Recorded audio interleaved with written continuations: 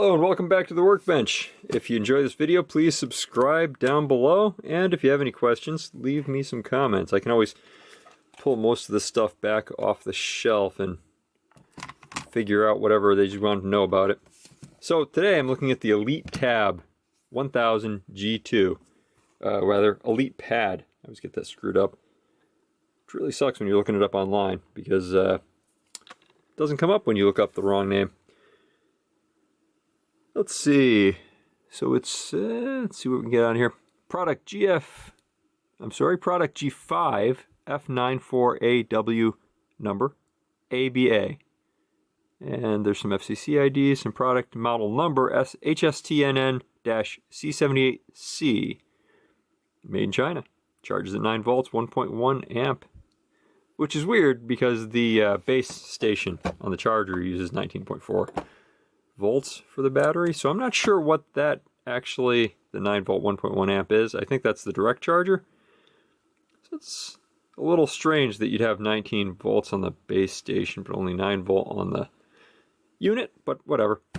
So to take this apart, there's two screws, one there, and then this screen just pops off. So I leveraged it up a little bit with my spudger over, well, wherever the spudger's gotten off to. There it is. Leveraged it off a little bit with my spudger and popped off the glass, which displaying this was rather nice when I was using it. It's pretty crisp. It's got, I think, 1080p resolution, so it does give you a pretty nice display for, especially with what these go for these days. These are about $20. I had to refresh the battery. It wasn't holding a charge, or it wasn't charging. It's actually holding a charge okay, and the battery was fine, but it had been allowed to sit and dip below. So dip below its 2.7 volt cutoff, or 1.2 volt, or whatever they cut it off on the internal battery electronics. So I had to fix that on the battery. Now it's charging up. Should be working fine. We'll test that in a minute. Other interesting things to note in this system. It's fairly modular. It's pretty easy to take apart, as I just showed you. Two screws hold it all together, and then for the battery, for instance, there's a few more screws. You can pick up these batteries for $20, $25 to $30, so they're pretty readily available, and it's a fairly easy job to replace them, which is nice.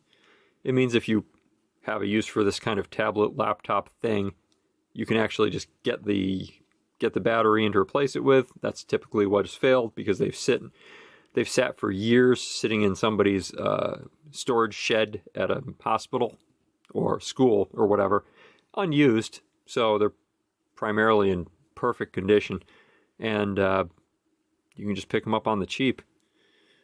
Let's see, there's two connectors that go over. I haven't bothered to actually disconnect them to the screen. Hook that in. One of them's for a daughter board or the digitizer, actually probably the digitizer, and then one of them's for the actual screen display itself. There's a bunch of module components for the front and back camera. These pop out. There's a couple of speakers up here. There's all the normal tablet-y things. A whole lot of different buttons. There aren't any actual built-in I/O ports on this, which is irritating. It just has one kind of HP proprietary universal port, if you can see that, where you plug everything in and they plug in adapters. It's like USB, only it's not USB, so it's not very useful. They do have a dock adapter with all of the normal cables in it. You get USBs on there, VGA, HDMI, and network output. Looks like 4 USBs and an audio out, and then it's got the power input, so you can charge the thing, which you can't charge it without actually getting something like the base station or one of the other add-on units, which also a little irritating. I wasn't wholly expecting that. And let's see, anything else interesting in here? There was one other weird thing I found in here, and I might have to actually research it a bit more. So internally on here, there's underneath the antenna for the Wi-Fi and the Bluetooth, there's a breakout adapter and a solid plastic block that's just placed on there to fill in the space and give you something to put the antenna against to hold it in place. But this looks like it's a, I don't know, a breakout for storage or something.